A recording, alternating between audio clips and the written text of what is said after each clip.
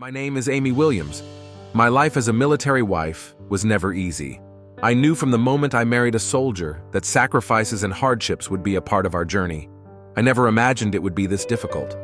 My husband had been deployed to Afghanistan for a year now, and my family was bearing the brunt of his absence. I worked full-time as a nurse, but it was barely enough to provide for our 2 children.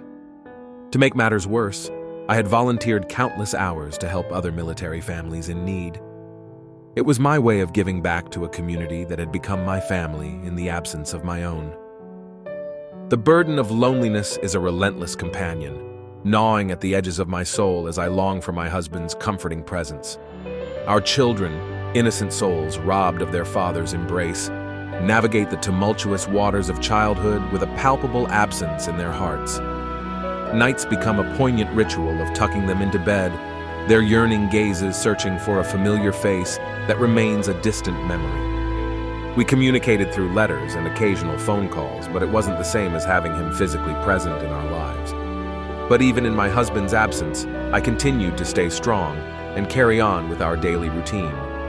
My children kept me busy, and my work at the hospital gave me a sense of purpose. However, my routine was about to be disrupted in a way I could never have imagined.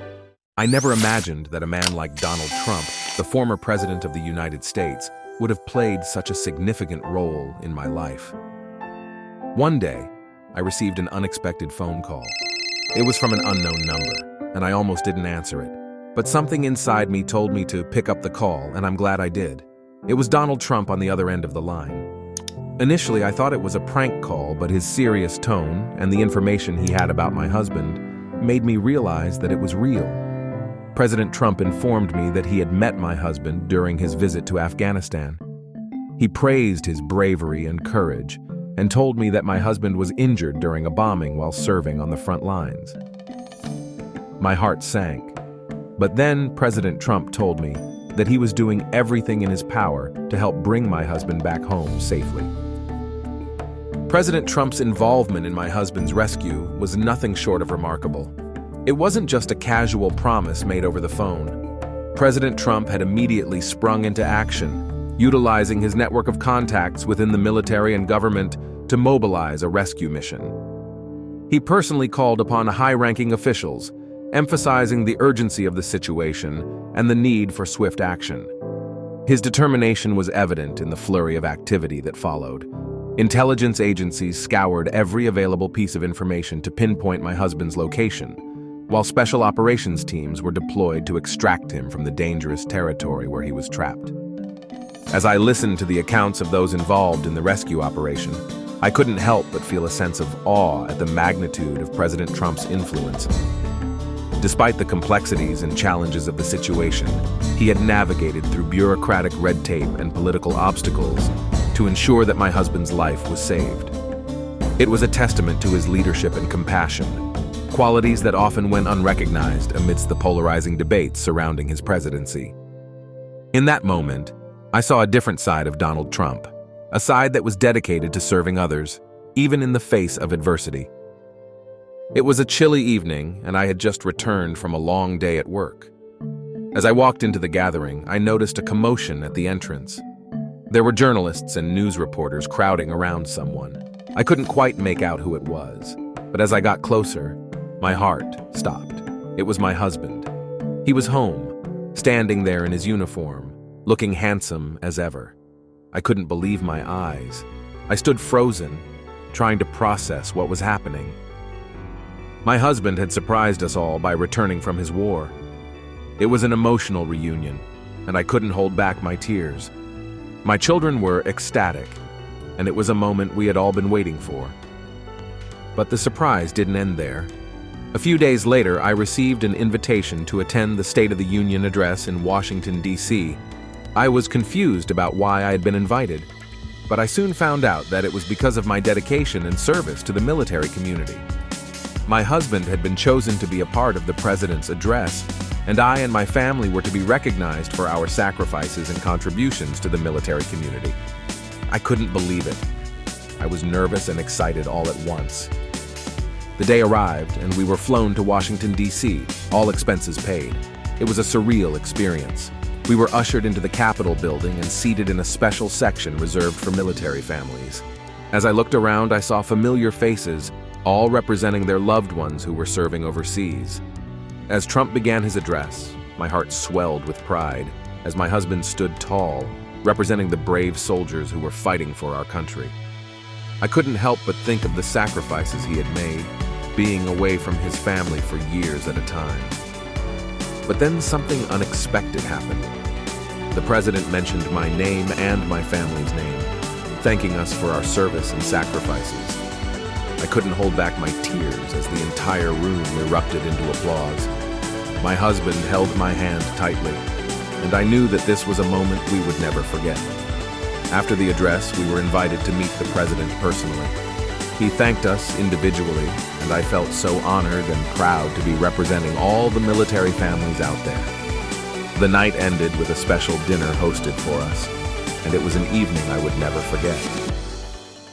As we made our way back home, my husband and I couldn't stop talking about the experience he had at Afghanistan's war. "So tell me everything," I said eagerly. My husband let out a sigh and looked out the window. "It's hard to put into words, Amy," he said. "I've seen things that no one should ever have to see. The constant gunfire, explosions, and the fear ... something that never leaves you."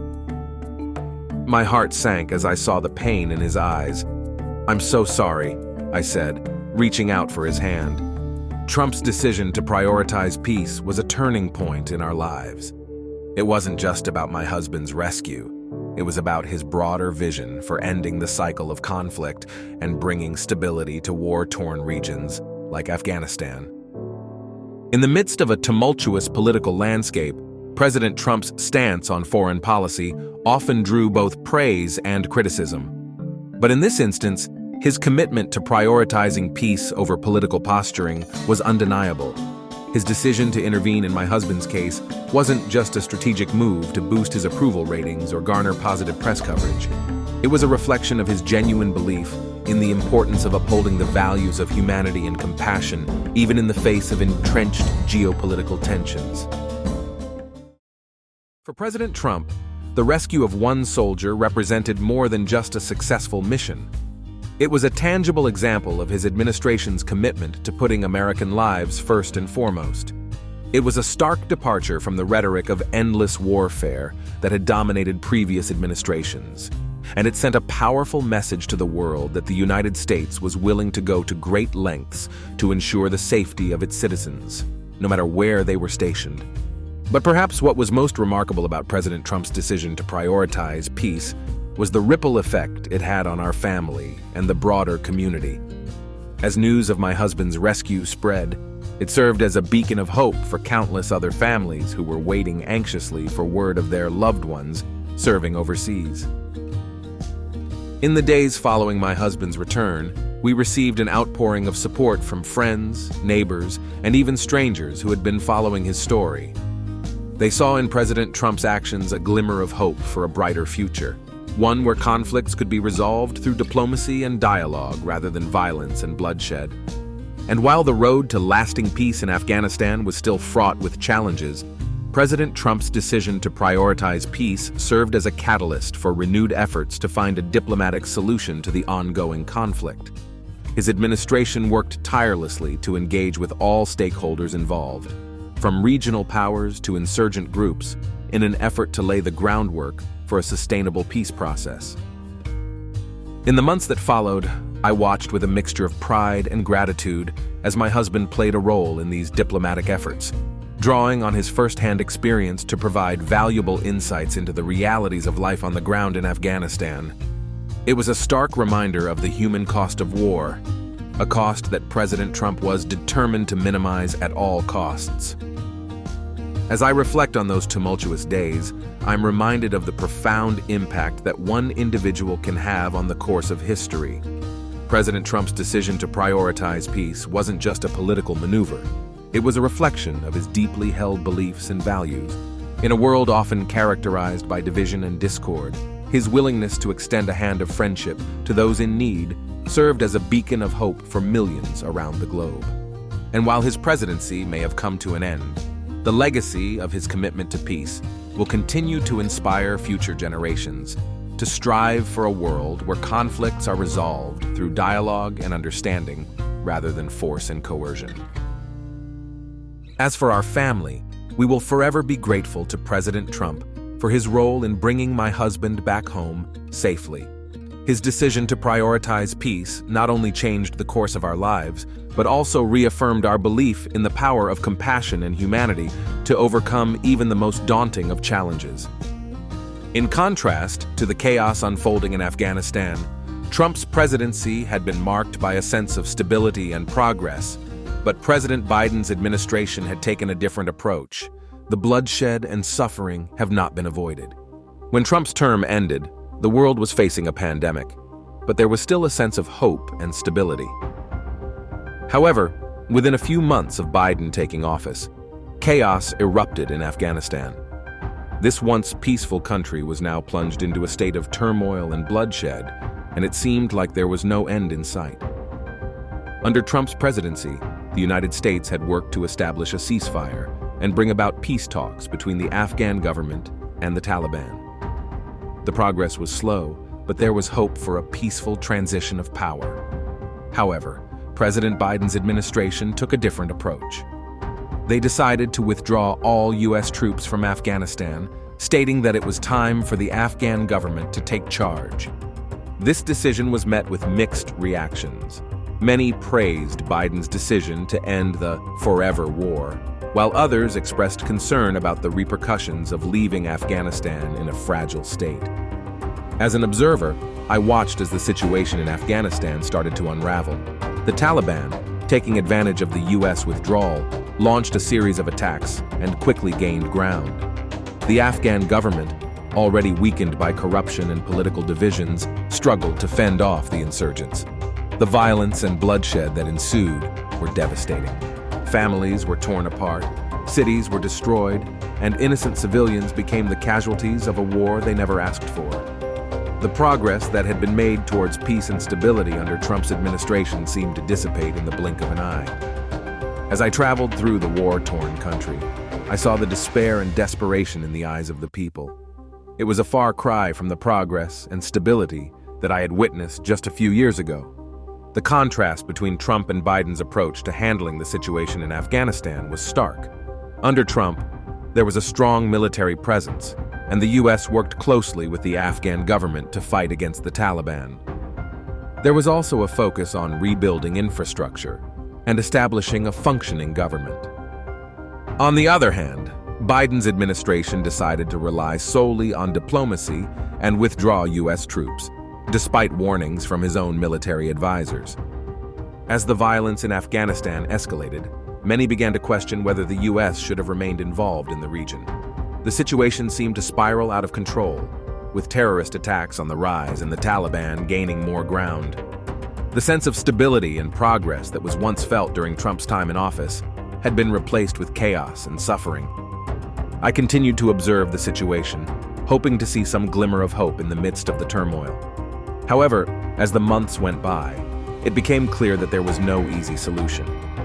The U.S.'s decision to withdraw had opened the doors for the Taliban to seize control once again, and despite attempts at peace talks, the insurgents showed no signs of backing down. Meanwhile, the Afghan people were caught in the crossfire. They suffered under the rule of the Taliban, who imposed strict Sharia law and stifled any form of dissent. Women and girls were especially targeted, with their rights and freedoms stripped away. It was heartbreaking to see the progress that had been made towards gender equality under Trump's presidency now being erased. I couldn't help but reflect on the consequences of political decisions and actions. While Trump's presidency was far from perfect, his approach to handling the situation in Afghanistan had brought some stability and progress. But with one decision, all of that seemed to be undone. I watched as the tragic events unfolded in Afghanistan, wondering what the future held for this war-torn country. Would the U.S. intervene once again and try to restore peace, or would they turn a blind eye and let the cycle of violence continue? Only time would tell. Trump's presidency seems like a distant memory. The sense of stability and progress that was once felt has now been replaced with uncertainty and despair. And as for President Biden's administration, their different approach to handling the situation may have seemed like the right decision at the time, but the consequences have been devastating. As an observer, I can only hope for a peaceful resolution and a brighter future for the people of Afghanistan.